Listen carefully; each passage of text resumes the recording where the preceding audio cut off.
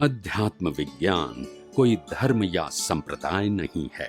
ये spiritual science है जो कुदरत के कानून पर आधारित है। ये विज्ञान पूरे ब्रह्मांड के सभी रहस्यों को उजागर करता है और जीवन के सभी पहलुओं को समझने के लिए एक नई दृष्टि देता है। इसी को आर्ट ऑफ विजन कहते हैं, दुनिया को देखने की एक नई दृष्टि, जो अध्यात्म विज्ञानी परम पूज्य स्वामी श्री कमलेशानंद जी के निर्देशन में सनातन सत्य का अनुसंधान कर हमारे जीवन को प्रकाशित करे। जय सच्चिदानंद। जय सच्चिदानंद नो अर्थ समझाવો। जय એટલે નમસ્કાર અથવા વંદન। સત ચિત અને આનંદ। સત એટલે શાશ્વત, જે આત્મા શાશ્વત છે અને જેનું જ્ઞાન દર્શન શુદ્ધ છે, આનંદ જેનો સ્વભાવ છે, એવા જીવની અંદર રહેલા પરમાત્માને મારા નમસ્કાર। આ સતચિત આનંદ એ કોઈ ફિઝિકલ બોડીને નમસ્કાર નથી, શરીરની અંદર રહેલા શાશ્વત આત્માને નમસ્કાર છે, જે સતચિત અને આનંદ સ્વરૂપ છે। સમજી ગયા બધા? જેને આપણે શુદ્ધ આત્મા કહીએ છીએ। શું કહીએ છીએ? શુદ્ધ આત્મા। ઓકે, એટલે આ મેં તમને જય સચ્ચિદાનંદનો અર્થ કીધો। આગળ વધીએ આપણે। પૂરા વિશ્વની અંદર જીવ માત્ર સુખને ખોળે છે, કોઈ જીવને દુઃખ પસંદ નથી। અનંત અવતારથી સુખ ખોળ ખોળ કરે છે, પણ પ્રાપ્ત થતું નથી। સુખ પ્રાપ્ત ન થવાનું કારણ સુખ ક્યાં છે એનું એડ્રેસ ખબર નથી। એડ્રેસ ખબર નથી, અને જેમાં 5 ઇન્દ્રિયોથી સુખ માને છે એમાં સુખ આપવાનો સ્વભાવ નથી। જેમાં સુખ માને છે એમાં સ્વભાવ નથી। દાખલા તરીકે આપણે બધા સત્તા, સંપત્તિ, સંબંધ અને સાધનમાં સુખ માનીએ છીએ, પણ મકાનમાં સુખ આપવાનો સ્વભાવ છે? મકાન રહેવાનું સ્થાન છે, સુખ આપવાનું સાધન નથી। પણ આપણે શું માનીએ છીએ? મકાનમાંથી સુખ મળે છે। મકાનમાં સુખ હોય તો બિલ્ડર વેચે કેમ? આ બહેનો જ્વેલરી પહેરે છે, સારા સારા સિલેક્ટેડ કલર અને ડિઝાઇન વાળા ડ્રેસ પહેરે છે, સુખ માટે પહેરે છે, પણ ડ્રેસ અને જ્વેલરીમાં સુખ છે? એનો સ્વભાવ સુખ આપવાનો છે? આપણે માનીએ છીએ ને। એમાં જો સુખ હોય તો દુકાનદાર વેચે કેમ? એ તો આપણી બિલીફ છે। યસ કે નો? ડ્રેસ એ શરીર ઢાંકવાનું સાધન છે, સુખ આપવાનું સાધન નથી, પણ આપણે શું માનીએ છીએ? એમાં સુખ છે। ખાવાની વસ્તુ, કે મને આ વસ્તુ ભાવે છે એટલે ખાઉં તો મને આનંદ આવે, પણ વસ્તુમાં સુખ આપવાનો સ્વભાવ છે કે આપણે માનીએ છીએ? આપણે માનીએ છીએ ને। વસ્તુ તો એવું કહેતો નથી ને કે હું તમને સુખ આપું છું। એકને પીઝા ભાવે ને એકને પીઝા, તો પીઝામાં સુખ હોય તો બધાને લાગવું જોઈએ ને। સમજાય છે કે નહીં? આજે મીઠાનો સ્વભાવ ખારો છે, સોલ્ટી, તો બધાને મીઠું કેવું લાગે? કોઈને ગળ્યું લાગે, કોઈને તીખું લાગે, ખારું લાગે, કારણ કે મીઠાનો સ્વભાવ છે। તમારી માન્યતાની જરૂર, પણ આમાં તો તમારી માન્યતા છે એટલે લાગે છે, એનો સ્વભાવ નથી। ખાવાની એક પણ વસ્તુ સુખ નથી આપતી, એ શરીર ચલાવવાનું સાધન છે, અને આપણે માનીએ છીએ સુખનું સાધન। એ અજ્ઞાનતા છે। ખાવું નકામું છે એવું નથી કહેતા, પણ ખાવામાંથી સુખ નથી મળતું। ખાવું એ શરીર ચલાવવાનું સાધન છે। ઘણા લોકો કે છે પૈસામાં સુખ છે, એ તો બધા માગે છે, બોલતા નથી. યસ કે નો? પૈસામાં સુખ હોય તો પૈસા વાળા સુખી હોય. એ લોકોના દુઃખ એ લોકો જ જાણે છે. બહુ પૈસા વાળા હોય તો છોકરા છોકરીઓ કંટ્રોલમાં બોલતા નથી. પૈસા વાળાને તકલીફ શું હોય કે 32 પ્રકારના ભોજન હોય પણ ખવાય. યસ કે નો? અને ગાડીમાં 24 કલાક ફરવાનું હોય, બરાબર છે, એટલે પછી શરીર એવું વધી જાય કે ચલાય પણ પૈસા તો છે, $10 મિલિયન છે, પણ વાપરવા કેમ ના ખવાય, ના ચલાય, ના આરામ કરાય. યસ કે નો?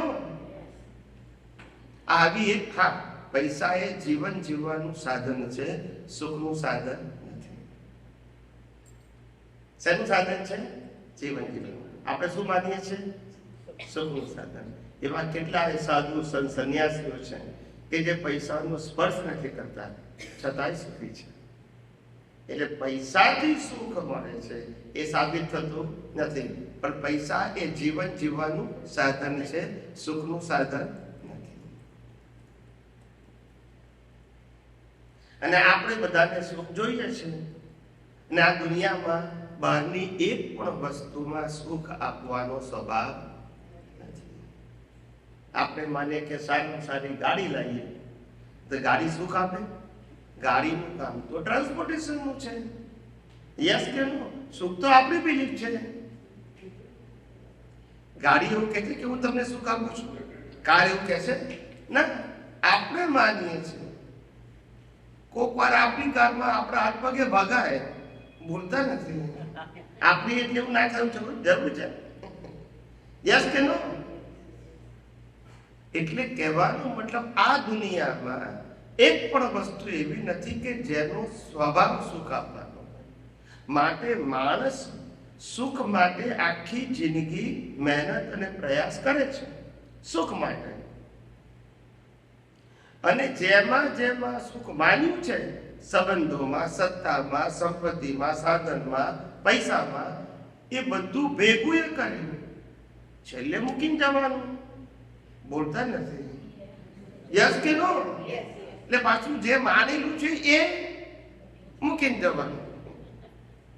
અને આ શરીરને બહુ પંપાળ્યું હોય તોય બોલતા નથી. યસ કે નો? એટલે આવી અજ્ઞાન માન્યતાઓથી અનાદિકાળથી જીવીએ છીએ. કુદરત કહે છે આ દુનિયામાં સુખ અને દુઃખ જેવી વસ્તુ મેં મૂકી જ નથી.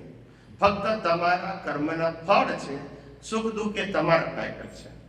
હું કોઈને સુખ દુઃખ આપતું નથી. કુદરત કહે છે હું તમારા કર્મનું શું આપું છું? ફળ આપું છું. એને તમે સુખે માની શકો અને દુઃખે, એ તમારી માન્યતા છે. હું તો એક્ઝામનું રિઝલ્ટ આપું છું, કર્મનું ફળ આપું છું. મંદિરની બહાર કોઈ ભિખારી ઉભો હોય અને મોટો દિવસ હોય, બેસતો મહિનો, ન્યૂ યર્સ, આપણું ગુજરાતી નવું વર્ષ, અને કોઈ ભિખારી બહાર ઉભો હોય ને આપણે એને $5 આપીએ તો એના માટે સુખ કે દુઃખ? અને કોઈ લાખ રૂપિયાની ગાડીમાં આવ્યું હોય, અહીંયા ગાડી કાર લઈને ફેમિલી સાથે, એ લોકો બહાર જાય, એને $5 આપું તો બોલતા નથી. અને સુખ લાગે કે દુઃખ? એકને સુખ, એકને આપનારો હું છું, પૈસા $5 છે, પણ એકને સુખ લાગે ને એકને.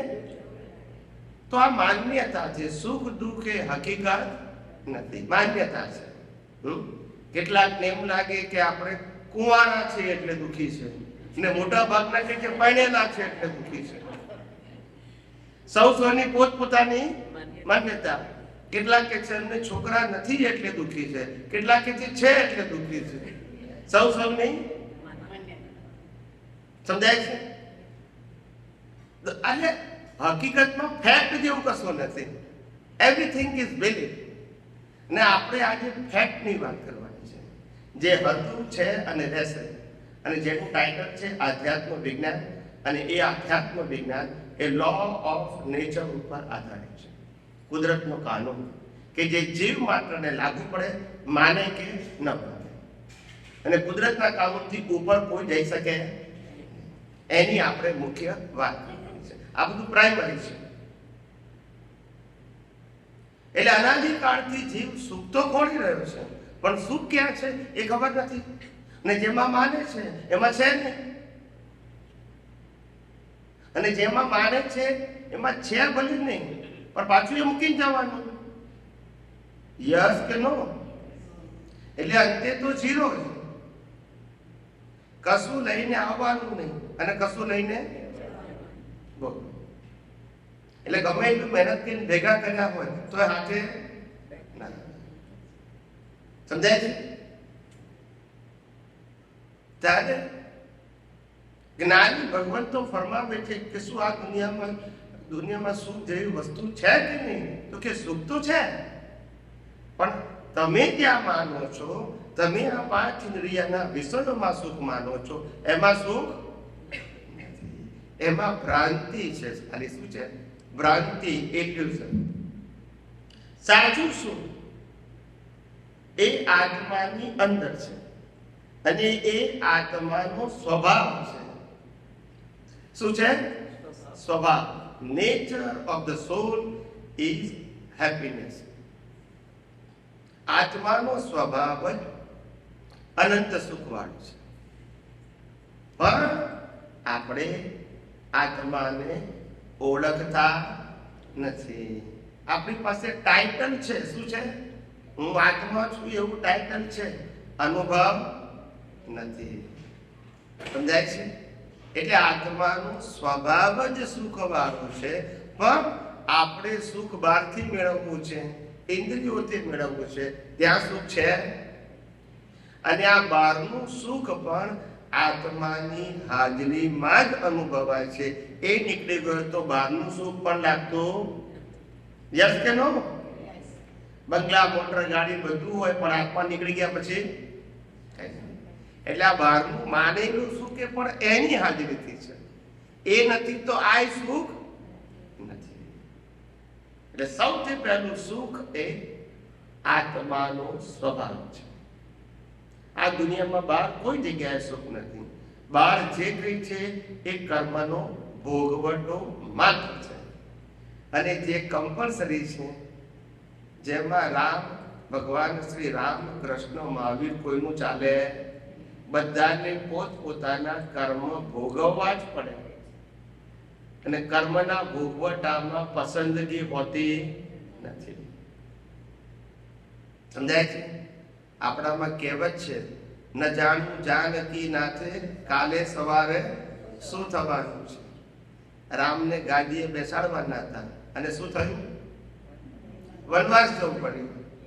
બોલો, મોટા મોટા દાઢીવાળી વશિષ્ઠ, વિશ્વામિત્રો બધાએ મુહૂર્ત કાઢ્યા હતા, બધાના ખોટા પડ્યા, અને આજના જ્યોતિષ કહે છે અમારા સાચા પડશે. બોલતા નથી.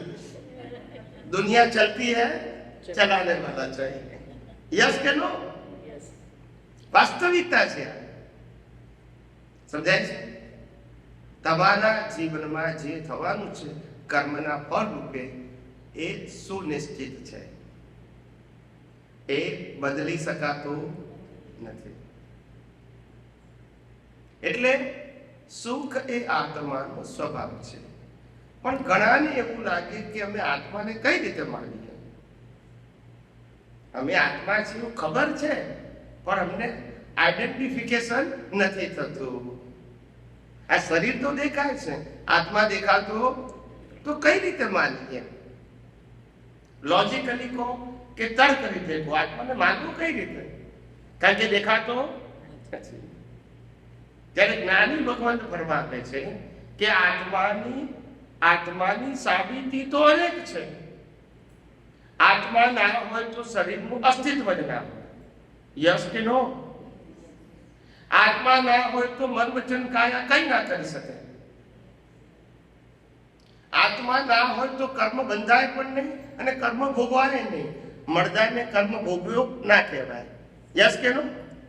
એટલે કર્મ બાંધવું, કર્મ ભોગવવું એ આત્માની હાજરીને કારણે છે. આત્મા ના હોય તો પુનર્જન્મ હોય? બોલતા નથી. હોય? આત્મા ના હોય તો કર્મનો સિદ્ધાંત હોય? આત્મા ના હોય તો મોક્ષ હોય? અનુમોક્ષ થાય? અને તો મારી નાખવાનું છે. આ બધું છે કારણ કે આત્મા છે. સમજી ગયા? સમજી ગયા કે નહીં? એટલે પહેલું આત્મા છે. પછી ઘણા બધાને આજના બુદ્ધિશાળી છોકરા છોકરીઓને એવું લાગે, યંગ જનરેશન, કે ભાઈ આપણે તો આ જ લાઈફને માની ગયા. અહીંયા લોકો માને છે ને એવું કે આપણે તો આ જ લાઈફને માનીએ છીએ. નેક્સ્ટ બર્થ કોણે જોયું? યસ કે નો? અને અમે કર્મ બર્મ માનતા નથી, મહેનત કરવા માનીએ છીએ, પણ કર્મનું ફળ એવું બિલીવ કરતા નથી. એવું આજની યંગ જનરેશનમાં આવી એક અહીંના એન્વાયરમેન્ટથી છાપ પડી ગઈ છે. સમજાય છે?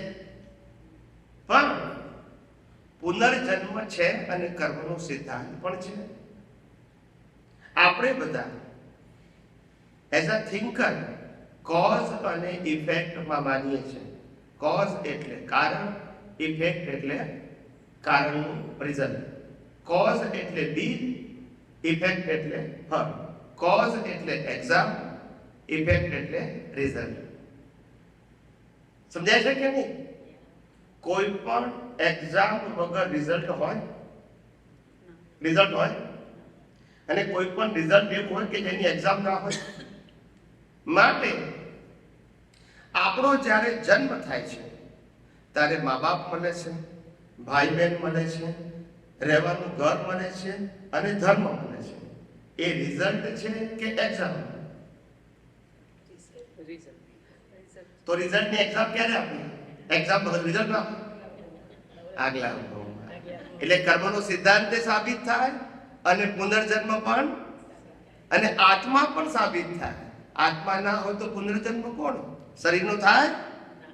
બોલો, શરીરનો પુનર્જન્મ થાય? આત્મા છે તો પુનર્જન્મ છે ને.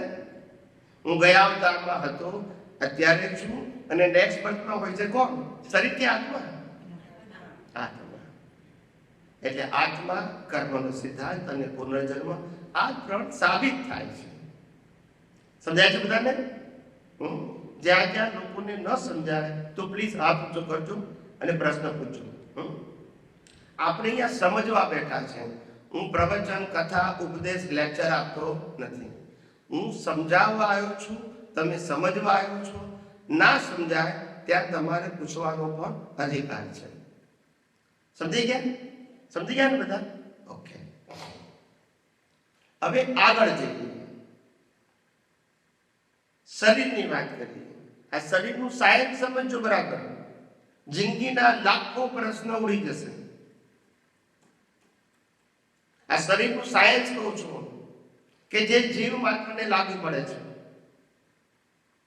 આ શરીરની અંદર રહેલી ઇન્ટરનલ સિસ્ટમ છે જેને ડોક્ટરો રિપેર કરે છે. ઇન્ટરનલ સિસ્ટમ ખબર પડી ગઈ ને?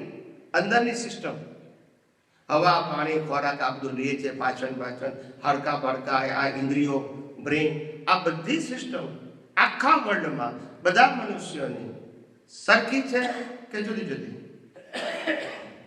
બોલો બોલો. સરખી કેમ છે? મેન મેડ કે નેચર મેડ? બે ઓપ્શન. Select anyone. કુદરતે બનાવી કે મનુષ્ય? કુદરતે બનાવી, એમાં આપણું ઓપ્શન. એટલે બધાની ડિઝાઇન સરખી. આખા વર્લ્ડના બધા મનુષ્યોની ડિઝાઇન એક જ સરખી હોય એટલે દુનિયાનો કોઈ પણ ડોક્ટર કોઈ પણ બોડીને રિપેરિંગ કરી શકે, કારણ કે સિસ્ટમ એક છે. એટલે પહેલું આ ઇન્ટરનલ શરીરની ડિઝાઇન કુદરતે બનાવી. નંબર 1. નંબર 2, હવે આ ફિઝિકલ બોડી જે પંચ મહાભૂતોથી બન્યું છે, પૃથ્વી, જળ, વાયુ, અગ્નિ, આકાશ, એ કોના છે? બોલો. કુદરતના. ડિઝાઇન કુદરતની, શરીર પણ કુદરતનું. કરેક્ટ? આગળ જઈએ.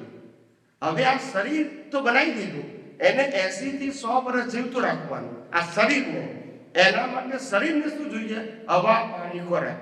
એ કોણ આપે? બોલો. કોણ આપે? કુદરત આપે. છે ઓપ્શન કોઈ? ડિઝાઇન એ કુદરતની, શરીરે કુદરતનું, હવા પાણી કુદરતના. હવે હવા પાણી ખોરાક લીધા પછી એને પચાવીને લોહી બનાવવાનું ને આખા શરીરમાં 24 કલાક પહોંચાડવાનું કામ કોણ કરે છે? બોલતા નથી. બોલો. ભગવાન. ભગવાન મજૂરી કરે. આપણને ઘરના 4 કામ કીધા થાકી જઈએ છીએ, તો આ બધામાં કેમ ખબર પડે? કુદરત કહેવાનું. શું કહેવાનું? સમજાય? એટલે તમે જુઓ, શરીરની ડિઝાઇન કુદરતની, પંચ મહાભૂતોનું શરીર કુદરતનું, એને જીવતું રાખવા માટે હવા પાણી ખોરાક એ કુદરતના, એને પચાવીને લોહી બનાવીને આખા શરીરમાં 24 કલાક ફેલાવવું એ પણ કુદરત કામ કરે છે. યસ કે નો? આપણો કંટ્રોલ. વિચાર કરો, આપણે શરીરમાં આપણે ક્યાં છીએ? આ તો બધું કુદરતનું છે. ફિઝિકલ ઓપરેશન બધું કુદરતનું છે. આપણે ક્યાં છીએ? તમે કીધું કે આપણા શરીરને આપણે હવા પાણી ખોરાક કુદરત આપે છે, પણ એ કુદરત આપે છે, પણ આપણે બી એના માટે મહેનત કરવી પડે, અર્ન કરવું પડે, તો આપણે આપણા શરીરને ખોરાક આપી શકીએ. એમાં કુદરત કઈ રીતે? હા, એટલે પ્રાણીઓ શું કરે છે? પણ આપણે જીવન છીએ ને. ના, એટલે કોઈ પણ ક્રિએચર્સને આપણે પૈસાની વ્યવસ્થા માણસે બનાવી, પણ ગ્રો કોણ કરે છે? વનસ્પતિ મેન્યુફેક્ચરિંગ થાય, શાકભાજી મેન્યુફેક્ચરિંગ થાય, ઘઉં ચોખા મેન્યુફેક્ચરિંગ થાય, કુદરત જ ઉગાડે છે. અને કુદરત ના ઉગાડે તો પૈસાની કોઈ કિંમત નથી. એ તો બોલત ના હોય ને. ખ્યાલ આવે કે નહીં? એટલે બધું કુદરત પ્રોવાઈડ કરે છે. આપણે આપણી વ્યવસ્થા માટે પૈસા લઈએ એ આપણો વ્યવહાર છે, પણ કુદરત તો ફ્રી ઓફ કોસ્ટ આપે છે. અને કુદરત ના આપે તો તમારા પૈસા છે $1 મિલિયન છે, પણ ઉગ્યું જ નહીં તો પછી પણ કોઈ બી માણસને પોતાનું ભરણ પોષણ કરવા, સસ્ટેન કરવા માટે કંઈક તો પોતે કરવું પડે, વર્ક તો કરવું પડે ને. એ સબ્જેક્ટ જુદો છે આખો. મેં તો ફિઝિકલ બોડીની વાત કરી કે આ શરીરને હવા પાણી ને ખોરાક. તમને ખબર છે કેટલાય સાધુ સંતો અને સંન્યાસીઓ જંગલમાં રહે છે, એ કુદરતી હવા લે છે, કુદરતી પાણી લે છે, અને વનસ્પતિ કઈને જીવે છે. તમે સાંભળ્યું હશે. વિધાઉટ એની મની. યસ કે નો? એટલે આપણે આપણા સમાજની અંદર વ્યવસ્થા રાખી છે પૈસા કરવાની, એ વ્યવહાર ચલાવવા માટે છે. નહીં તો આ વ્યવહાર બધાનો ચાલે નહીં. દુકાનદાર માણસો, એના બનાવવાઓ, રેસ્ટોરન્ટો બધાનું કેમ ચાલે? એના કારીગરો બધાનું ચાલે ના ચાલે. એટલે આ બધું વ્યવસ્થા માટે છે, પણ કુદરત બધું ફ્રી ઓફ કોસ્ટ આપે છે. આપણા ભારતમાં 56 દુકાળ, ઘણા બધાને ખબર હશે, ઉંમરલાયક માણસોને.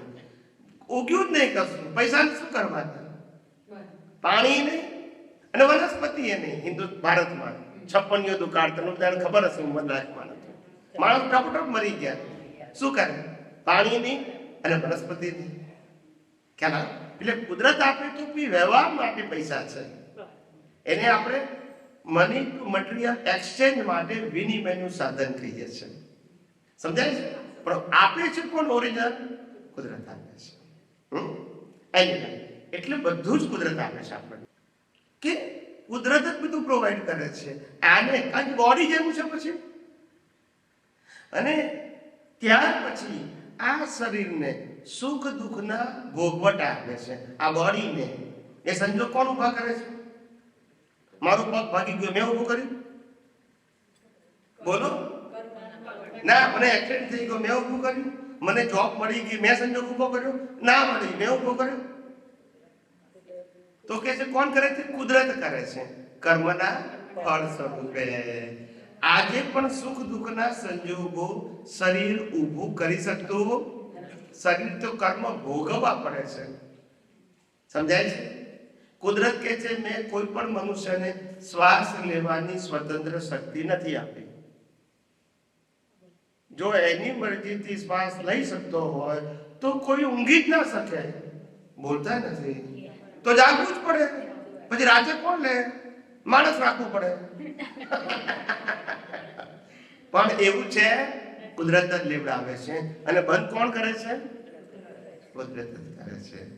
એટલે કે શરીરનો જન્મતાની સાથે મા બાપ, ભાઈ બહેન, ઘર, ધર્મ બધું કુદરત આપે છે. સુખ દુઃખના સંજોગો પણ કુદરત આપે છે. અને છેલ્લે શ્વાસ બંધ કોણ કરે છે? એ પણ કુદરત કરે છે. માટે જન્મથી મોત સુધી મન વચન કાયાની અવસ્થા માત્ર કુદરતી રચના છે, આપણી રચના અને આપણું ચાલતું પણ નથી. ખ્યાલ આવી ગયો? આ તો આપણને લાગે હું વિચારું છું, હું બોલું છું, હું કરું છું, એ જ અજ્ઞાન છે. હું કરું એ અજ્ઞાન. ખ્યાલ આવી ગયો? શરીર જ્યાં આપણે નથી, શરીરને ચલાવનારા આપણે નથી, શું કરી શકીએ? કુદરત જેમ કરાવડાવે છે એમ કરવું પડે છે. પોતાની ઈચ્છા ના હોય તોય વિચારો આવે, બોલતા નથી. ના બોલવું હોય તોય બોલવું પડે, અને બોલવું હોય તોય બોબડી બંધ થઈ જાય, બોલતા નથી. ના કરવું હોય તોય કરવું પડે, અને કરવાની ઈચ્છા હોય તો થઈ શકે. પોતાનું ધાર્યું કંઈ પણ થઈ શકતું નથી. રાક્ષસ સંભાવીને યુદ્ધ ના કરવું હોય તોય કરવું પડે. યસ કે નો? પ્રયત્ન કરવા છતાં ફેલ ગયા. એ રામાયણ ને મહાભારત થયું કે ના થયું કે નહીં? સમર્થ પુરુષો પણ ફેલ ગયા, કારણ કે કર્મનું એટલે કર્મ સત્તા અને આધારે સમગ્ર જીવન છે. આપણી મરજીથી આ વર્તમાન જીવન નથી. જન્મથી મોત સુધી મન વચન કાયા એ કર્મ ભોગવવાનું સાધન માત્ર છે. જેવા કર્મ બળી જાય સાધનને બાળી નાખવાનું. એટલે શરીર આપણે છે અને શરીર ઉપર કંટ્રોલ આપણો છે. આ બે માન્યતા ખોટી છે. શરીરે આપણે નથી અને કંટ્રોલે આપણો નથી. શરીરે કુદરતનું અને કંટ્રોલ પણ આપણે આ ન જાણતા હોવાથી એકબીજા માટે રાગદ્વેષ કરીએ છીએ. અને સારું કર્યું, ખરાબ કર્યું, સારું બોલ્યા, ખરાબ બોલ્યા. ખ્યાલ આવ્યો? બસ એનું નામ અજ્ઞાન. બાકી જન્મથી મોત સુધી બધા જ સંજોગો એક કુદરતી રચના છે. કોઈના હાથમાં કોઈ કંટ્રોલ નથી. જેવા કર્મ કર્યા છે એવું ફળ ભોગવવું જ પડશે. એમાં પસંદગી નથી. સમજાય છે? જન્મ, જીવન, મૃત્યુ બધું જ કુદરતને આધીન છે. એક શ્વાસ પણ આપણે એક મરજીથી લઈ શકીએ નહીં. એક શ્વાસ વધઘટ પણ કરી શકીએ નહીં. સમજાય છે? આયુષ્ય કર્મ જેટલું લઈને આવ્યા છે એટલા જ શ્વાસ લેવાય, વધારાય અને ઘટાડાય પણ નહીં. ઘણા લોકો કે છે હવે 80 વર્ષ થઈ ગયા, શરીર કામ કરતું નથી, ઉપાડી લે કે છે. પણ કુદરત કે છે હજુ બહુ ભોગવવાનું છે ભાઈ, પથારીમાંય ભોગવવું પડશે. બોલતા નથી. યસ કે નો? જ્યાં સુધી કર્મ બાંધ્યા છે તો ભોગવવા જ પડશે. કારણ કે કર્મ ભોગવવા એ આપણી પસંદગી નથી, ફરજિયાત છે. અને ઘણાને એમ લાગે કે બંગલા, મોટર, ગાડી મેં મહેનત કરીને આ બધું બનાવ્યું છે, હવે મારે ભોગવવું છે તો ઉપર પહોંચી જાય. યસ કે નો? એવી સ્વતંત્રતા કુદરતે કોઈને નથી આપતા. જેવા કર્મ એવો ભોગવટો. સમજાય છે? માટે અનાદિકાળથી આપણે ભટક્યા કરીએ છીએ સાચા સુખ માટે. પણ આ દુનિયામાં સુખ તો એ વસ્તુ છે જ નહીં. કારણ કે નથી શરીર આપણું, નથી સંબંધો આપણા, નથી સત્તા, નથી સંપત્તિ, નથી સાધન, કશું આપણું નથી. ખાલી માલી બેઠા છે કે આમાંથી સુખ મળશે. સમજાય છે? પણ કશું રહેવાનું નથી. સાથે તો આત્મા જ આવશે, બીજું કશું. એક આત્મા આવશે ને બીજું કરેલા કર્મ આવશે. પણ હજુ આપણને એ ખબર નથી કર્મ કોને કહેવાય, કર્મ ફળ કોને કહેવાય, એ પણ ખબર નથી. કારણ કે મન વચન કાયાથી જે કરીએ છીએ એ તો કર્મ ફળ છે. એ તો ગયા અવતારના કર્મનું ફળ છે. એમાં આપણી કોઈ પસંદગી નથી. તો પછી કર્મ કેવી રીતે બંધાય? જેને કારણે નવો જન્મ મળે. યસ કે નો? કર્મ અને કર્મ ફળ બંને સેક્શન જુદા છે. એક્ઝામ ને રિઝલ્ટ બંને એક હોય કે જુદા હોય? જ્યારે એક્ઝામ આપો છો ત્યારે રિઝલ્ટ નથી મળતું, ને જ્યારે રિઝલ્ટ લેવા જાઓ છો ત્યારે એક્ઝામ નથી, પહેલા આપી દીધી છે. યસ કે નો? એટલે એક્ઝામ વાળો ભાગ ગયા અવતારમાં, રિઝલ્ટ વાળો ભાગ આ અવતારમાં છે. હવે આ અવતારમાં નવી એક્ઝામ કઈ રીતે આપો છો એ બતાવું છું. મન વચન કાયા તો રિઝલ્ટ છે, એક્ઝામ એટલે કે નવા કર્મ બાંધવા. નવા કર્મ ભાવથી બંધાય છે. જેવો ભાવ તેવો ભાવ, જેનો ભાવ બગડ્યો એનો ભાવ બગડ્યો. યસ કે નો? અને ભાવ જોઈ શકાય નહીં, અને જે જોઈ શકાય એ ભાવ નથી, કર્મ ફળ છે. જન્મથી મોત સુધી મન વચન કાયથી થાય છે એ બધું કર્મ છે, કર્મ ફળ છે. અને અંદર ભાવ કરો છો એ કર્મ છે. ચોરી કરનારો ચોરી ન કરવાનો પણ ભાવ કરી શકે, અને ચોરી ન કરનારો કરવાનો ભાવ પણ કરી શકે. એક્ઝામ ને રિઝલ્ટ બંને કેવું છે? જુદી વસ્તુ છે. સમજાયું કે ના સમજાયું? એટલે અનાદિકાળથી આપણે આમાં જ ફસાયા છે. આપણને ખબર નથી કે એક્ઝામ કોને કહેવાય અને રિઝલ્ટ કોને કહેવાય. સમજાયું? એટલે જન્મથી મોત સુધી આ દુનિયામાં કોઈ પણ વ્યક્તિ પોતાના મન વચન કાયથી સ્વતંત્ર રીતે કંઈ જ કરી શકે નથી. જેવા કર્મ લાયા છે એ પ્રમાણે કરવું પડશે, પણ અંદર એક્ઝામ કેવી આપવી એ આપણા હાથમાં છે, કે જેનું રિઝલ્ટ નેક્સ્ટ વર્તમાન મળશે. સમજાય છે? એક્ઝામમાં સ્વતંત્રતા છે, રિઝલ્ટમાં નથી. સમજાયું કે ના સમજાયું? બધાને આપણે બધાને સમજાય છે? આવું સીધું સાદું વિજ્ઞાન છે, પણ લોકોએ ધર્મની અંદર આપણને એવા ગૂંચવી નાખ્યા કે સાચી વાત સમજાય કે નહીં? સમજાય છે? પોતે પોતાના જીવનમાં સ્વતંત્રતા ક્યાં છે, પરતંત્રતા ક્યાં છે, એની લાઈન ઓફ ડિમાર્કેશન બતાવી દે કોઈએ. એમ કે છે કે મન વચન કાયથી કર્મ ભોગવવાના ખરા, ને મન વચન કાયથી કર્મ બાંધવાના ખરા. આવું શીખવાડ્યું ને, બોલતા નથી. આ શીખવાડ્યું ને. અત્યાર સુધી આપણને એ ખબર હતી ને કે કર્મ મન વચન કાયાથી બંધાય છે, પણ એ ભ્રાંતિ છે. કર્મ ભાવથી બંધાય છે અને મન વચન કાયાથી ભોગવાય છે. અને જેવા કર્મ હશે એવું તમને કુદરત બોડી આપશે, બોડી અને સંજોગો. તમારા કર્મો માનવતાવાદી હશે તો મનુષ્યનું શરીર કુદરત આપશે. તમારા કર્મો પાછવતાવાદી હશે તો પશુઓનું શરીર કુદરત આપશે. તમારા કર્મ રાક્ષસી હશે તો નરકગતિનું શરીર કુદરત આપશે ભોગવવા માટે. અને તમારા કર્મ ડિવાઇન હશે તો દેવી દેવતાનું શરીર આપશે. પણ શરીર કુદરત આપશે કર્મ પ્રમાણે. સમજ્યા કે ના સમજ્યા? પણ શરીર ક્યારે આપણું હોય નહીં. શરીરે કુદરતે આપેલું કર્મ ભોગવવાનું સાધન છે, જેને ઇંગ્લિશમાં પ્લેયર કહેવાય. શું કહેવાય? પ્લેયર. સમજાય છે? મોબાઈલ એને પ્લેયર કહેવાય, ટીવી એને પ્લેયર કહેવાય. પ્લેયર પાસે ફ્રીડમ હોય? એમાં કુદરતે આપેલું પ્લેયર છે, આની પાસે કોઈ ફ્રીડમ નથી. એ ગયા અવતારના કર્મના પ્રોગ્રામ પ્રમાણે આને કરવું જ પડે. પસંદગી રાતે 12 વાગે થાકી ગયા હોય અને ઊંઘવું હોય તો વિચાર પડે. આપણે કે મારે ઊંઘી જવું છે, બંધ થઈ જાવ તો થાય? કારણ કે આપણો કંટ્રોલ નથી. આપણો કંટ્રોલ તો સ્વિચ ઓફ કરી દઈએ. એવું થાય? સમજાય છે? તમે જેવા કર્મ કર્યા છે એ ભોગવો તો આવશે જ. માટે આ ક્લિયર છે. અને ક્લિયર કયા અવતારના કર્મના પ્રોગ્રામ પ્રમાણે કામ કરે છે. માટે આ દુનિયામાં કોઈ પણ વ્યક્તિ મન વચન કાયાથી આ અવતારમાં દોષિત નથી. બધાએ ફરજિયાત કરવું પડે છે. કેવું કરવું પડે છે? સારું પણ ફરજિયાત અને ખરાબ પણ ફરજિયાત કરવું પડે છે. સમજાય છે? ક્રિયા રૂપે. પણ ભાવ રૂપે તમે જે કરશો એનું ફળ પાછું નેક્સ્ટ વર્તમાં મળશે. સમજાયું કે નહીં?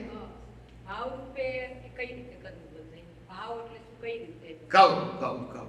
દાખલા તરીકે આપણે અહીંયા મંદિરમાં આવ્યા અને મંદિરમાં પછી બધા એમ લાગે કે આપણા મંદિરનો બહુ મોટો પ્રોજેક્ટ છે અને બધા આપણા શ્રદ્ધાળુઓ બધા આવ્યા છે, તો કોઈ દાન પેટીમાં દાન આપજો બધા મોટા તો આપણો આ મોટો પ્રોજેક્ટ પૂરો થઈ જાય. હવે આપણી પાસે પૈસા તો હોય પણ આપણી વૃત્તિ ના હોય. શું ના હોય? વૃત્તિ ના હોય. કારણ કે પ્રકૃતિ લઈને આવ્યા છો. ખ્યાલ આવ્યો? એટલે આપણે પછી બધા નાખતા હોય તો આપણે પછી $100, $200, $500 આપીએ. સમજાય છે? પછી કોઈ કે તમે આટલા બધા શેઠિયા છો અને આ $500 કે મંદિરનો પ્રોજેક્ટ થાય, તમારે તો $1,00,000 આપવા જોઈએ. એટલા પૈસા જાણશો. તે બધાનું પ્રેશર આવે. શું આવે? એટલે $1,00,000 પછી આપે, પણ એનો ભાવ સમજાય?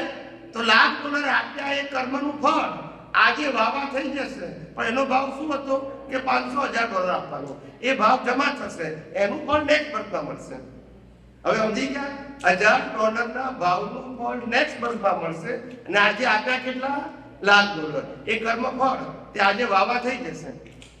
આગળ કશું આવશે કારણ કે ભાવ નથી ને. હવે સમજ્યા? કશું ના કરીએ તો એ ભાવ સારા રાખવા.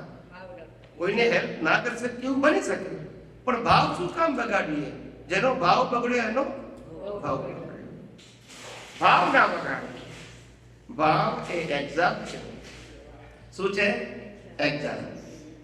અને મન વચન કાયા એ એક્ઝામનું રિઝલ્ટ છે.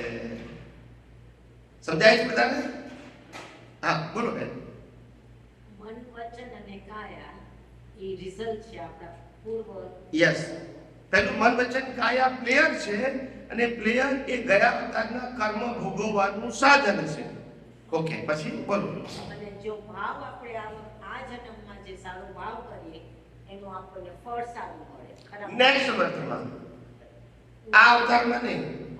નેક્સ્ટ જન્મ. ઓકે, પછી મન વચન અને કાયા ભગવાને આપણને આપી છે. યા કર્મ ભોગવવા માટે. હા. અને ભાવ કરવું એમાં મન વચન કાયા વચ્ચે નથી આવતા. ભાવ કરવા વાળો જુદો છે, એ અંદર છે, એ દેખાતો નથી. આપણે બધા કયા કર્મ બાંધે છે એ જોઈ શકતા નથી, પણ કયા ભોગવીએ છે એ બધા જોઈ શકે. પણ મારું કહેવાનો અર્થ એમ છે કે આપણે આટલું જ્ઞાન આપણે લઈએ છીએ અને મોસ્ટ ઓફ ધ પીપલ બધાને આપણને થોડું તો જ્ઞાન છે કે આપણે પહેલાના કર્મો અત્યારના કર્મો ભોગવીએ છીએ, પણ ઘણા બધા આ જન્મમાં મન એટલે સારા વિચારો કરે, વચન એટલે કોઈ સારું બોલે, અને કર્મથી ક્રિયા નર્સિંગ હોમમાં જાય કે ઓલ્ડ પીપલમાં જાય ત્યાં જઈને સારા કર્મો કરે છે. એટલે આઠ આવી ગયા, પણ શરીર પણ આવી ગયું. એટલે એક રીતે મન વચન અને કાયાથી પણ આ જન્મમાં આપણે સારા કર્મો કરી શકીએ, જે પાછું આપણે ક્યારે બીજા જન્મમાં લઈ જઈ શકીએ. હા, એટલે એ જ મેં તમને કીધું કે મન વચન કાયાથી કર્મ ના થાય. મન વચન કાયા કર્મ ભોગવવાનું સાધન છે, અને કર્મ ભાવથી થાય. તમને પાસે સંજોગ ના હોય તો તમે કશું ના કરી શકો. મન વચન કાયા તમને એ ખબર છે કે વિચાર કરવો હોય તો નથી કરી શકતા, અને ના કરવો હોય તો આયા કરે છે.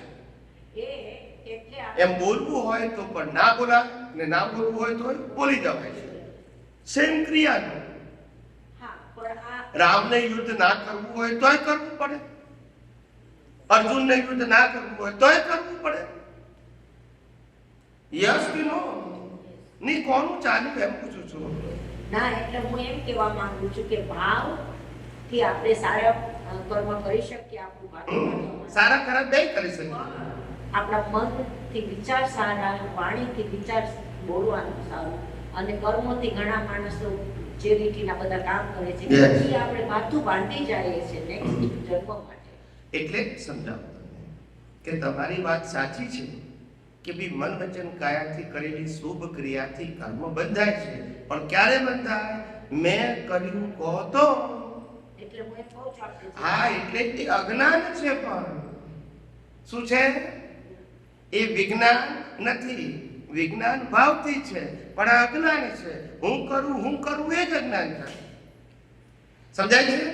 એટલે અજ્ઞાનથી તમે એમ પૂછો કે મેં સારી ક્રિયા મેં કરી તો ખરાબ કોને કરી? નહીં, ખરાબ કોને કરી એમ પૂછું છું. તમે કોઈને હેલ્પ કરી તો ગુસ્સો કોને કર્યો? બોલતા નથી. હવે આપણી મિસઅન્ડરસ્ટેન્ડિંગ થાય છે. એટલે કે મન વચન કાયાથી જે કંઈ પણ કરો છો એ કર્મ ફળ છે. સારું કરો તો પણ અને ખરાબ કરો તો પણ. પણ તમે એવું માનશો કે મેં કર્યું તો પછી કર્મ બંધાય અને નથી કર્યું તો પછી કર્મ ના બંધાય. જે કર્મ લઈને આવ્યા તે ભોગવી લીધું. સારું કરવાનું કે ખરાબ કરવાનું ખ્યાલ આવી ગયું. પણ મેં કર્યું એવું માનશો તો કર્મ બંધાશે. પણ પછી ધ્યાન રાખવાનું કે જેમ સારું કર્યું કરતા પડે તો ખરાબ પણ તમે જ કર્યું છે. પછી પ્રિન્સિપલ બદલાઈ ના જાય. ના ના, સારું મેં કર્યું, ખરાબ મેં કર્યું એવું હોય. હવે આપણને બધાને ખબર છે કે આપણા જીવનમાં મન વચન કાયાથી સારું કેટલું કરીએ છીએ, ખરાબ કેટલું કરીએ છીએ, બધાને ખબર છે. જો સારું તમે કરો છો તો ખરાબની જવાબદારી આવશે. તમે માનો કે ના માનો, સિદ્ધાંત એક જ સરખો હોય. એક માટે અડધું જુદું ને અડધું જુદું એવું ના. માટે આપણે કીધું જો આ જગતનું સનાતન સત્ય સમજવું હોય તો મન વચન કાયા એ કર્મ ભોગવવાનું સાધન છે અને નવા કર્મો ભાવથી બંધાય છે. સમજી ગયા? પછી એ ભાવ સારા પણ હોઈ શકે, ખરાબ પણ હોઈ શકે. ખ્યાલ આવી ગયો? માણસ ઉતા પણ કર્મ બાંધી શકે. એમાં મન વચન કાયાની જરૂર નથી. આંખોય બંધ, મોઢું બંધ ને હાથ પગે હાલતા નથી તોય ભાવ કરી શકે. ભાવ કરવા માટે બાહ્ય ક્રિયાની જરૂર નથી. સારું ભાવ પણ કરી શકો અને ખરાબ પણ કરી શકો. સમજાય છે? હા, પણ ક્રિયાથી કર્મ ક્યારે બંધાય? કે ક્રિયામાં હું કરું છું માનું તો બંધાય કરવું. પણ જે તમે એમ કહો છો કે સારું હું કરું છું તો અજ્ઞાનનું ફળ તમને જ મળશે પછી ખરાબ ક્રિયાનું. યસ કે નો? કેમ? કારણ કે આપણે સારા કર્મો કરીએ એમાં હું આપણે કાંઈ નથી. તમે આપણે કીધું કે આ બોડી છે, માઇન્ડ છે, કશું આપણું નથી. એટલે આપણે સારું કર્મ કરીએ એ પ્રશ્ન આવતો નથી. કુદરત સંજોગો આપશે એ પ્રમાણે થશે. એમાં મેં કર્યું આવતું નથી ને મેં કર્યું ના આવે તો કર્મ ના બંધાય. હું કરું છું તો જ કર્મ બંધાય. ક્રિયા કર્મ બાંધીની આ પંખો ફરે, એસી ફરે, મને ઠંડક મળે, એને પુણ્ય બંધાય? બોલતા નથી. બંધાય? આપણને ઠંડક લાગે છે, આપણને કાળી જગ્યાએ બીજી જગ્યાએ ગયા, એને પુણ્ય બંધાય? ના બંધાય. કારણ કે એની ક્રિયા કરે છે પણ કરતા આત્મા નથી ને કરતા નથી. આપણે તો ક્રિયા કરીએ છીએ પણ કરતા ભાવે કરશો તો બંધાશે અને કરતા ભાવે નહીં કરો તો નહીં બંધાય. કારણ કે પરિણામ તો ફરજિયાત છે. પણ મેં કર્યું તો પછી બંધાશે. સારું બંધાશે અને ખોટું બંધાશે, બે બંધાશે અને નહીતર એકે નહીં બંધાય. સમજાય છે? પણ ક્રિયા સિવાય પણ તમે ભાવ જેવા કરશો એવું કર્મ બંધાશે. એ કમ્પલસરી છે. અને આપણે બધાએ સાંભળ્યું છે જેવો ભાવ તેવો ભાવ. જેવી ક્રિયા એવો ભાવ. તમે ક્યારે સાંભળ્યું છે? પ્રશ્ન નથી. પછી છે ને તો કોઈ જગ્યાએ આપણે અજ્ઞાનતાથી માનીએ છીએ કે મેં કર્યું, પણ ક્રિયાનું ફળ મળતું નથી, પણ ભાવનું ફળ મળે છે. ક્રિયાનું ફળ તો અહીંયા મળી જાય, માન સન્માન. મેં ના કીધું કે $1,00,000 તો માન સન્માન અહીંયા મળશે, પણ તમારો ભાવ શું હતો કે $5,000 આપવાનો, તો પુણ્ય તમને કેટલું મળશે? 5,000. આપ્યા કેટલા? $1,00,000. સમજી ગયા? ક્રિયા એ કર્મ ફળ છે પણ ભાવ જે હતો એનું ફળ મળશે. ક્રિયાનું ફળ તો અહીંયા મળી જશે, માન સન્માન. સમજી ગયા કે ના સમજી ગયા? એટલે કર્મ અને કર્મ ફળ બંને વસ્તુ કેવી છે? જુદી છે. કર્મ ફળ જોઈ શકાય, કર્મ જોઈ શકાય નહીં. જેનું ફળ આવે ત્યારે દુનિયા જોઈ શકે. મારી વાત સમજાય છે બધાને કે નથી સમજાતી? આમાં કન્ફ્યુઝન થાય છે કે મનથી તમે જે વિચારો એમાં ભાવ તો આવી જ જાય. હા. તમે મનથી સારું વિચારો કે ખરાબ વિચારો પણ એમાં ભાવ જ આવ્યો ને. હા, ના. એટલે મનથી જે તમે બોલ્યા કે મનથી જે કરીએ છીએ ભાવ કહેવાય, તો આપણે બધાને લાખો વિચારો આવે છે, બધા ભાવ થઈ જાય. તો તમે સ્ટેટમેન્ટ બદલશો પાછા. ક્યાં આવ્યો? જ્યાં સિદ્ધાંત નથી ત્યાં પકડાઈ જશો. એટલે મન અને ભાવ બંને કેવું છે? મન તમારે ના વિચાર કરવો હોય તોય ચાલુ રહેશે, બધાને ખબર છે. Yes no? ભાવમાં તો મારે ઇન્વોલ્વ થવું પડે. ભાઈ મારે આવું નહીં, હવે તો આવું જીવન જોઈએ છે, મારે આવી પરિસ્થિતિ નહીં, આવી પરિસ્થિતિ જોઈએ છે. ત્યાં તમે ઇન્વોલ્વ છે ને વિચાર તો ના કરવા હોય તોય સારા ખરાબ બધા આવવાના. સમજાય છે? વિચાર આયા કરવાના. એમાંથી તમે જે વિચારને ભાવમાં કન્વર્ટ કરશો તો કર્મ બંધાશે, નહીતર બંધાશે. અને વિચાર વગર પણ તમે ભાવ કરી શકો તમારા જ્ઞાન પ્રમાણે. મેં કીધું કે મન વચન કાયા હલાયા વગર પણ ભાવ હુતા હુતાય કરી શકો. એ તમારા જ્ઞાન ઉપર આધારિત છે. શેના ઉપર આધારિત છે? ખ્યાલ આવી ગયો? ખરાબ કર્મ કરવા એ પણ જ્ઞાન ઉપર આધારિત છે, સારા કર્મ કરવા એ પણ જ્ઞાન ઉપર આધારિત છે, અને કર્મ ના કરવા એ વિજ્ઞાન ઉપર આધારિત છે. શેના ઉપર? વિજ્ઞાન. વિજ્ઞાન એટલે સનાતન સત્ય. વિજ્ઞાન એટલે કુદરતનો કાનૂન, જેનાથી ઉપર કોઈ જઈ શકે નહીં. સમજાય છે? એટલે સારા ખરાબ ભાવ થાય છે. એનું કારણ શું છે? કારણ કે આપણે પાસે એવું જ્ઞાન મળ્યું છે કે પુણ્ય બાંધો, પાપ ન કરો, અને પાપ થાય તો પ્રાયશ્ચિત કરો. આ જ જ્ઞાનમાં આપણને ટ્રેન થાય છે. ખ્યાલ આવ્યો? પણ કુદરત કહે છે સારા ભાવ અને ખરાબ ભાવ બે કર્મ છે, પણ જેનાથી કર્મ ના બંધાય એવું વિજ્ઞાન જાણો, જેનાથી પાપ પુણ્ય કશું બંધાય નહીં. એટલે જે પહેલા સ્ટાર્ટિંગમાં એમને કીધું કે હું 3 વસ્તુ સમજાવવાનું છું: કુદરત, કુદરતી કાનૂન અને કુદરતી રચના. Nature, law of nature, and nature create the circumstances. આ 3 વસ્તુ સમજાવીશ એટલે તમને વિજ્ઞાન સમજાશે કે આ દુનિયા કઈ રીતે ચાલે છે. જેમાં મનોવચન કાયા પણ આવી ગયા, કારણ કે આ દુનિયાને કુદરત કહેવાય. આ પણ કોણ છે? કુદરતનું, જે મેં તમને સમજાવી દીધું પહેલા. ખ્યાલ આવી ગયો? હવે આખા બ્રહ્માંડની વાત કરું કે આખું બ્રહ્માંડ જે છે, જેને આપણે કુદરત શબ્દ બોલીએ છીએ, એ બ્રહ્માંડ 6 તત્વોનું બન્યું છે. 6 સનાતન તત્વો. સનાતન એટલે જેનું બિગિનિંગ એન્ડ ના. સમજી ગયા? 6 સનાતન તત્વોથી દુનિયા બની છે, અને 6 સનાતન તત્વોથી મન વચન કાયા બન્યા છે. કયા તત્વો? ધ્યાનથી સાંભળજો. પહેલું તત્વ આવે ચેતન તત્વ, જેને આપણે આત્મા કહીએ છીએ. આત્માનું જન્મ, જીવન, મૃત્યુ ના હોય. એને સનાતન કહેવાય. શું કહેવાય? શાશ્વત. એ પહેલું તત્વ આવ્યું આત્મા. બીજું તત્વ આવ્યું જળ. કયું તત્વ? જળ. આ શરીર અને આ દેખાતી બહારની દુનિયા જળ તત્વનું બન્યું છે. શેનું બન્યું છે? અને જળ તત્વ જે છે એની અવસ્થા છે, એની બિગિનિંગ અને એન્ડ થાય, પણ પરમાણુનો નાશ થાય નહીં. આ શરીરની અવસ્થાઓ નાશ થાય, પણ રાખનો નાશ ના થાય.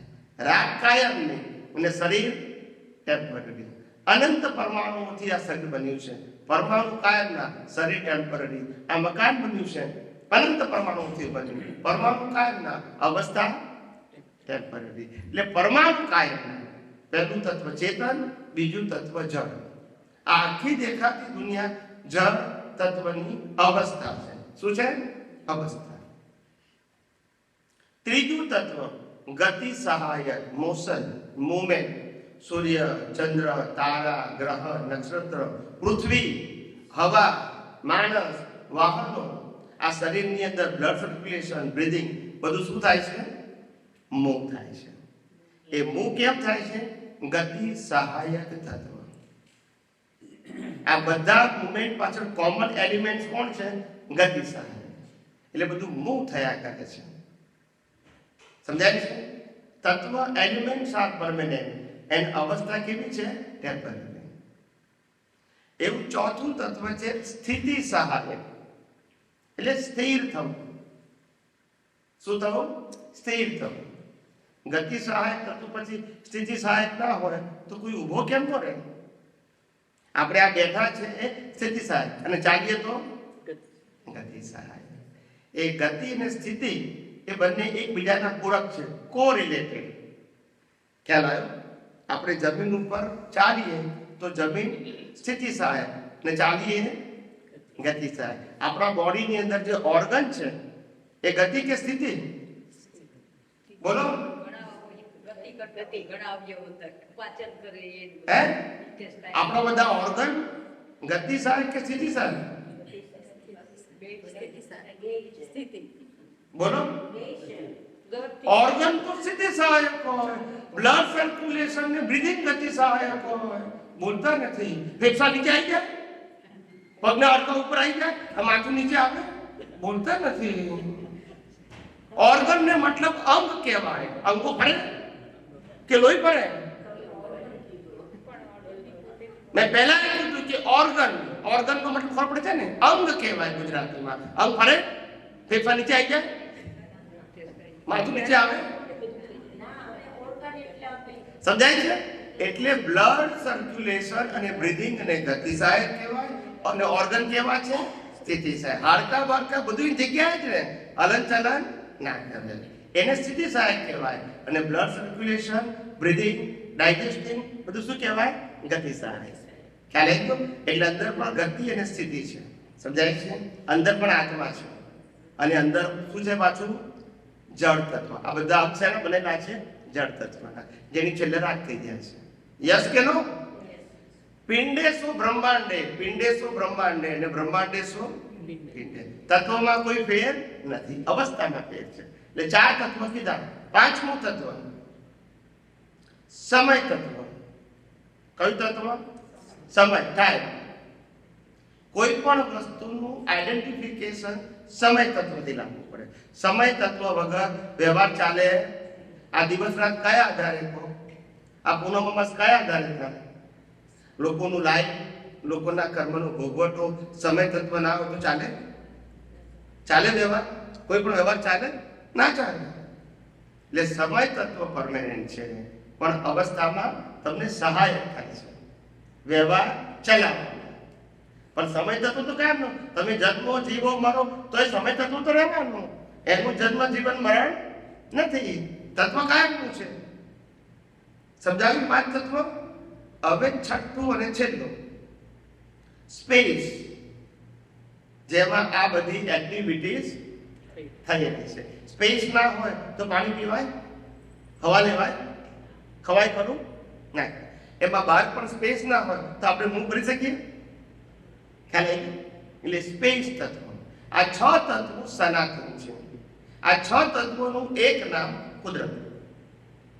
સમજી ગયા? એનાથી બ્રહ્માંડે બન્યું છે, અને મન વચન કાયા પણ એનાથી જ બન્યા છે. સમજાયું કે નહીં? 6 તત્વો. આ 6 તત્વોનું એક નામ કુદરત. સમજાય છે? પણ લોકોને ના સમજણ પડી એટલે લોકોએ કીધું કે ભગવાને બનાવ્યું. પછી આગળ ખોળવાની જરૂર ના પડે. હું વિજ્ઞાન કરું છું, અને પેલી શ્રદ્ધા છે. શું છે? સમજાય છે? એટલે 6 તત્વથી આ દુનિયા બની છે, ને 6 તત્વથી મન વચન કાયા. આને પ્રકૃતિ કહેવાય. આને શું કહેવાય? પ્રકૃતિ. યસ કે નો? બધું કુદરતનું છે. અને છેલ્લે પાછું મૂકીને જવાનું, કારણ કે કોણ છે? કુદરતનું. યસ કે નો? હવા, પાણી, ખોરાક પણ કોના છે?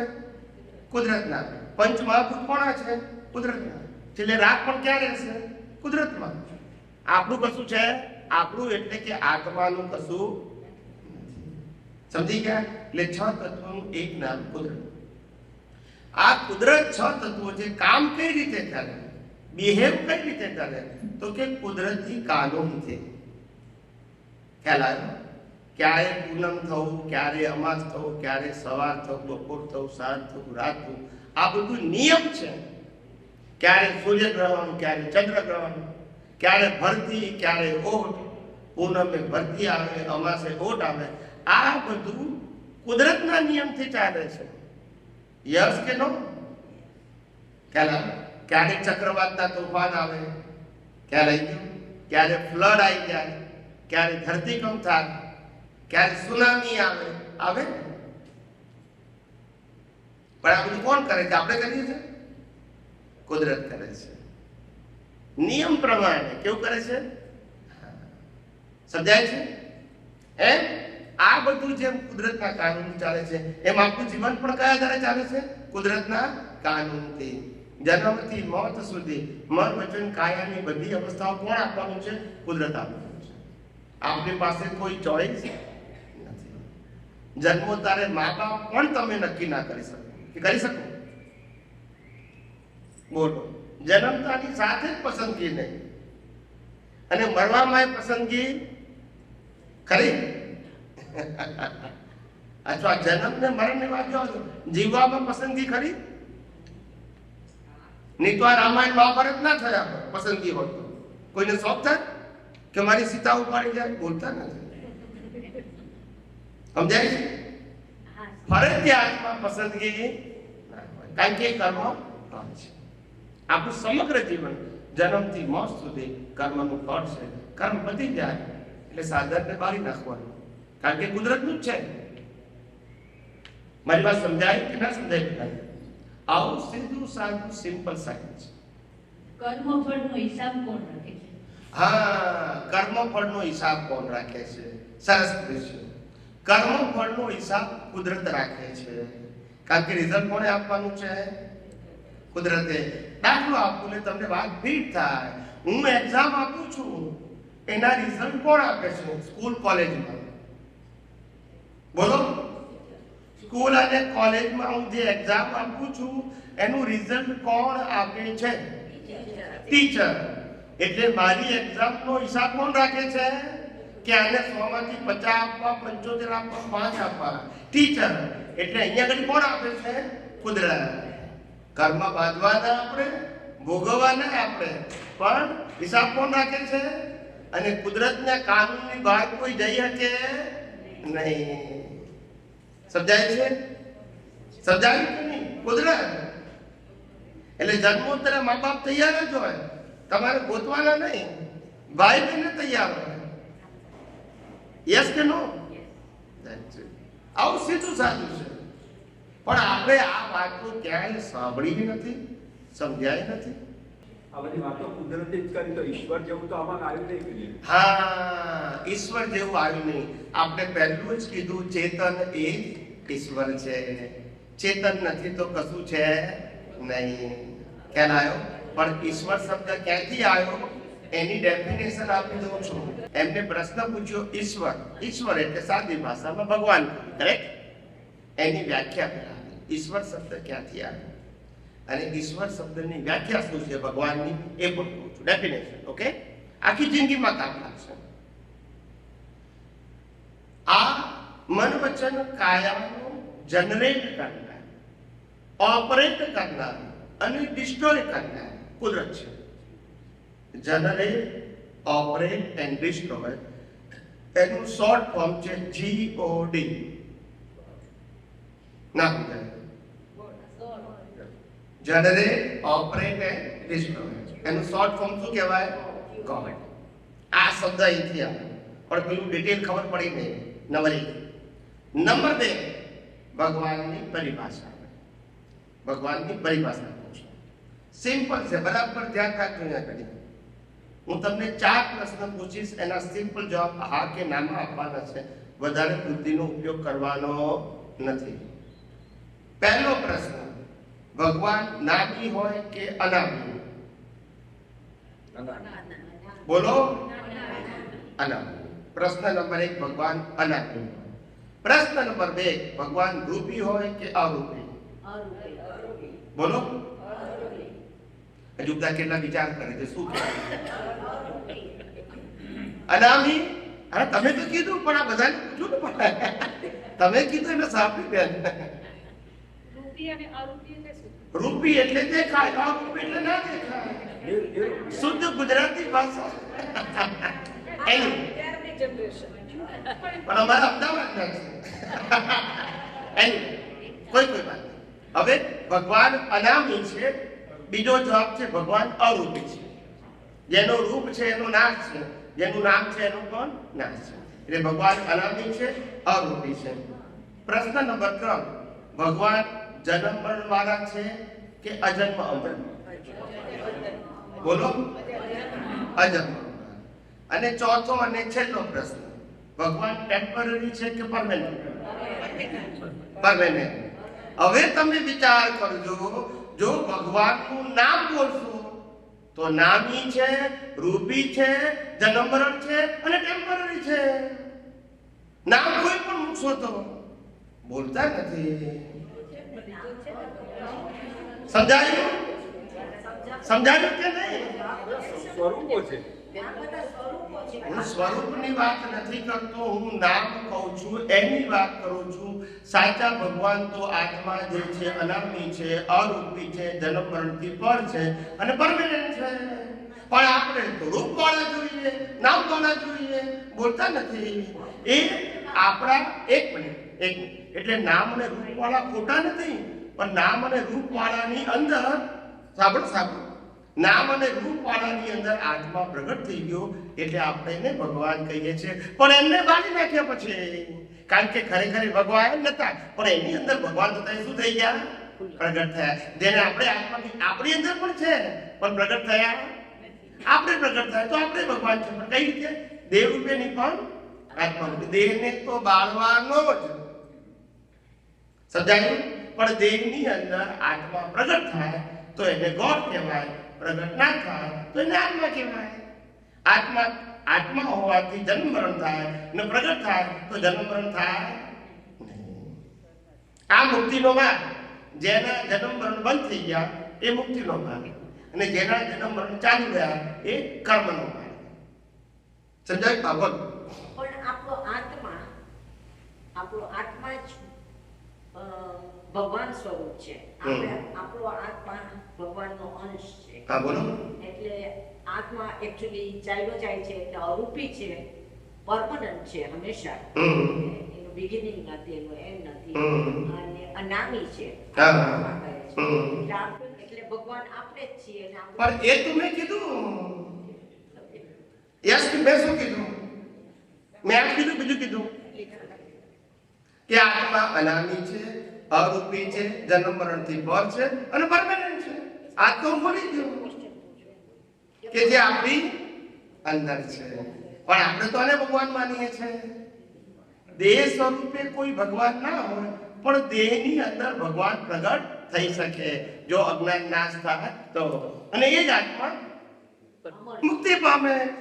અને જો અજ્ઞાન છે, દેહ સાથે આત્મા હોવા છતાં અજ્ઞાન છે, તો કર્મ બંધાશે અને જન્મ મરણના ચક્કર ચાલુ રહેશે. અને અજ્ઞાન ખલાસ થઈ ગયું તો એ આત્મા પ્રગટ થઈ ગયું તો કોઈ જન્મ મરણ થશે. કારણ કે આત્મા જો અનુભવમાં આવી ગયો તો પછી કર્મ બંધાય, પછી રાગદ્વેષ થાય, પછી જન્મ મરણ થાય નહીં. સમજી ગયા? એટલે આત્માને અનુભવવા માટે આ આધ્યાત્મ વિજ્ઞાન છે. પાપ પુણ્ય માટે ધર્મ છે, અને આત્માને અનુભવવા માટે વિજ્ઞાન છે. વિજ્ઞાન અજ્ઞાનને નાશ કરવા માટે છે, અને અજ્ઞાન નાશ નહીં થાય ત્યાં સુધી પાપ પુણ્યના કર્મ બંધાયા કરશે, અને પાપ પુણ્યના કર્મ બંધાતા જન્મ મરણ થયા કરશે. પણ જે પાપ પુણ્ય જેનાથી બંધાય છે એ અજ્ઞાન ખલાસ કરવું એનું નામ આધ્યાત્મ વિજ્ઞાન. અને પાપ ન કરવા, પુણ્ય કરવું અને પાપનું પ્રાયશ્ચિત કરવું એ નવા કર્મ બાંધી જન્મ મરણનો માર્ગ. જન્મ મરણ માટે પાપ પુણ્યને પ્રાયશ્ચિત છે, અને જન્મ મરણથી મુક્ત થવું હોય તો આધ્યાત્મ છે, જેમાં અજ્ઞાનનો નાશ કરવામાં આવે છે, જે અજ્ઞાનથી કર્મ બંધાય છે. સમજાયું કે નહીં? કઈ ખબર? મારું કહેવાનું એમ છે કે આપણે વાત કરી કે જન્મ મરણનો આપણે ફેરો પૂરો કરવો હોય તો કર્મમાં નહીં બંધાવાનું, પણ આધ્યાત્મિક રીતે આગળ જવાનું. હા, તમારી દ્રષ્ટિમાં આ સંજોગો સનાતન સત્ય દેખાશે. સનાતન એટલે કુદરત, કુદરતી કાનૂન અને કુદરતી રચના. આ આખી દુનિયા મેં 6 તત્વો કીધું એને કુદરત કહેવાય. એ કુદરત કુદરતી કાનૂન પ્રમાણે કામ કરે છે, અને કુદરત અને કુદરતી કાનૂનથી બનેલી બધી અવસ્થાને કુદરતી રચના કહેવાય. આ મન વચન કાયા અને તેની અવસ્થા પણ કુદરતી રચના, ના દેખાતી દુનિયા પણ કુદરતી રચના છે. એ જો કુદરતી રચના થતા આવડે તો પછી રાગદ્વેષ થાય નહીં. પણ મેં કર્યું, મેં ભોગવ્યું, મારું છે તો પછી રાગદ્વેષ થશે. પણ જો કુદરતી રચના જુઓ તો આ મનોવચન કાયા કુદરતી રચના, ને આ બધા મનોવચન કાયા પણ કુદરતી રચના, તો પછી રાગદ્વેષ કેવી રીતે થાય? એટલે આપણે આધ્યાત્મિક વાત કરીએ છીએ કે આપણે આધ્યાત્મિક ઉપર જવું જોઈએ. આપણે મેડિટેશન કરીએ છીએ, સારા કર્મો કરીએ છીએ એટલે એ ઊંચી કોટી ઉપર આપણો આત્મા જાય એના માટે છે, રાઈટ?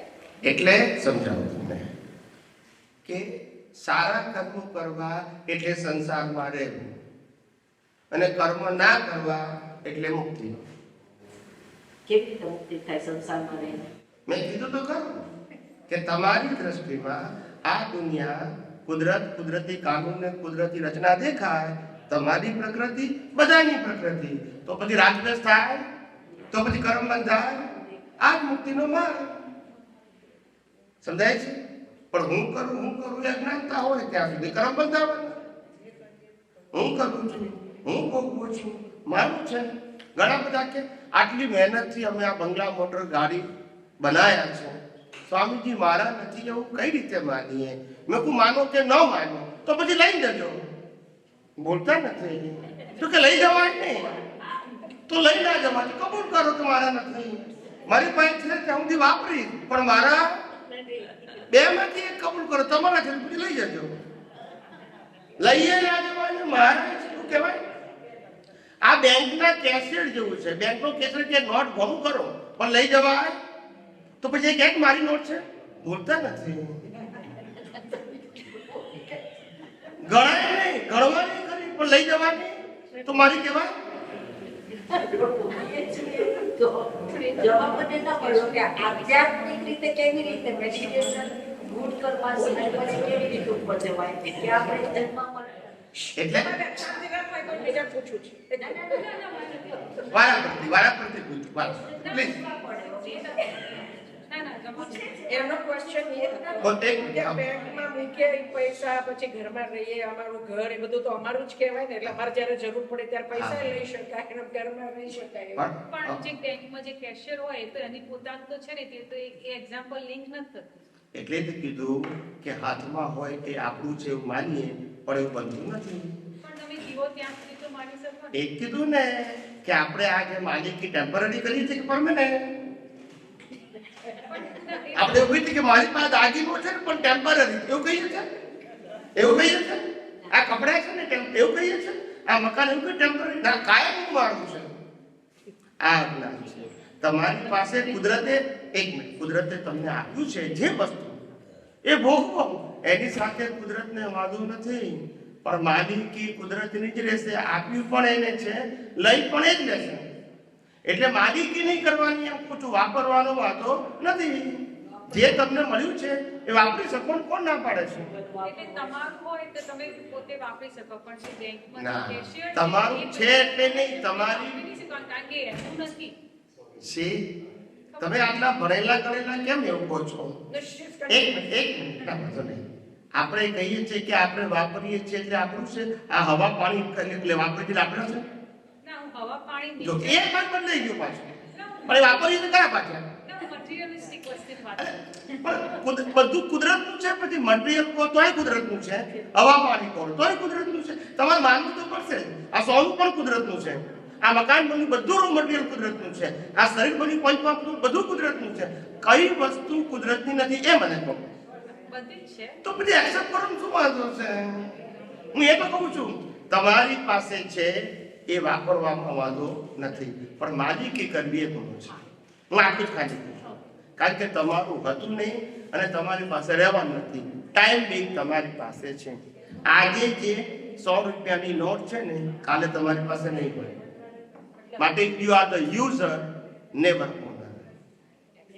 સમજી ગયા? સો જેટલું હતું વાપરીને જાઓ. હે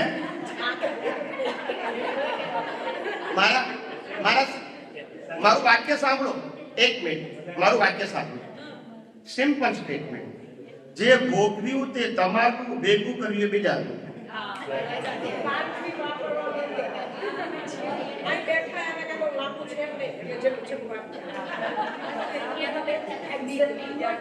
હવે એક એક્ઝામ્પલ આપું છું, તમને બધાને બહુ કામ લાગે એટલા માટે. જીવનમાં આખા દુનિયાના બધા વ્યક્તિઓને કઈ રીતે નિર્દોષ જોવાના. અત્યારે તો રાગદ્વેષ થાય છે, પણ નિર્દોષ કઈ રીતે જોવા એ હું તમને સમજાવું છું. કારણ કે નિર્દોષ છે એને જ નિર્દોષ જોવાના છે, પણ આપણને દોષિત લાગે છે એ આપણું અજ્ઞાન છે. એનો દાખલો આપીને સમજાવું છું. આ જગતમાં પ્રત્યેક વ્યક્તિઓ નિર્દોષ છે. આ પણ નિર્દોષ છે. કઈ રીતે સમજાવું છું. આપણે અહીંયા પોસ્ટમેન આવે છે કે નથી આવતો? પોસ્ટમેન નું કામ શું છે? પોસ્ટની ડિલિવરી કરવી. યસ કે નો? હવે ડિલિવરીમાં ચેક પણ આવે ને બિલ પણ આવે ને? બોલતા નથી કે ખાલી ચેક જ આવે? બિલ જ વધારે આવે, ચેક હવે સાંભળો, ધારો કે $10,000 નો ચેક આવે તો આપણે પોસ્ટમેન ઉપર ખુશ થઈ જઈએ,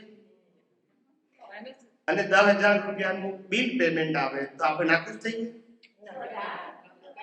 કારણ કે પોસ્ટમેન તો ડિલિવરી મેન છે. યસ કે નો?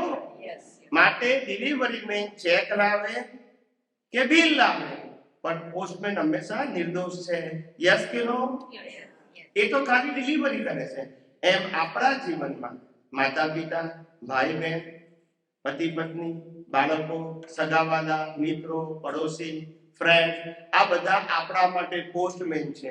એ આપણા કર્મની ડિલિવરી કરે છે. પુણ્યનો ઉદય હશે તો સુખ આપશે, પાપનો ઉદય હશે તો દુઃખ આપશે, પણ ડિલિવરી કરનારો પોસ્ટમેન હોવાથી નિર્દોષ છે. બોલતા નથી એટલે આપણે પોસ્ટમેનને દોષિત જોઈએ છે. હા કે ના? દ્રષ્ટિ સુધારવી પડશે, સંજોગ સુધરશે નહીં. સંજોગ તો આ જ રહેશે, સુધારવાની દ્રષ્ટિ છે. જેવી દ્રષ્ટિ એવી સૃષ્ટિ બદલી શકાય, પણ દ્રષ્ટિ તો હું દ્રષ્ટિ બદલવાની વાત કરું છું, સૃષ્ટિ બદલવાની વાત નથી. હે? શરીર નિરોગી કેમ આ સાહેબનો પ્રશ્ન છે કે શરીર નિરોગી કેમ રહે? જેનો સ્વભાવ જ મરવાનો છે, જેનો સ્વભાવ જ ગયડું થવાનો છે, જેનો સ્વભાવ જ નાદારી કાઢવાનો છે. શું કાઢવાનો છે? ગમે એટલું રોજ દાંતણ કરો તોય પડી જાય, અંજન આવજો તોય મોતીઓ આવે. બોલતા નથી. વાળ ગમે એટલું તેલ નાખો તોય ધોળા થાય, કારણ કે એનો સ્વભાવ. અહીંયા ગમે એટલા મેકઅપ કરો તોય કચોળિયું પડે. એ એનો સ્વભાવ કેમ નો બદલાય? આપણે સ્વભાવ બદલવો છે, બદલાય. એટલે તમારાથી થાય એટલું મેન્ટેન કરવા પ્રયત્ન કરવો જોઈએ, પણ એનો સ્વભાવ મરણ તરફ જવાનું છે. આપણે માનીએ કે જન્મ્યા ને ત્યારથી એક ઇનવિઝિબલ બોર્ડ પ્રત્યેક જીવ વાંચે છે. ઇનવિઝિબલ બોર્ડ, દેખાય નહીં તેવું. વે ટુ સ્મશાન, જે કરવું એ કર, એન્ડ ત્યાં જ છે.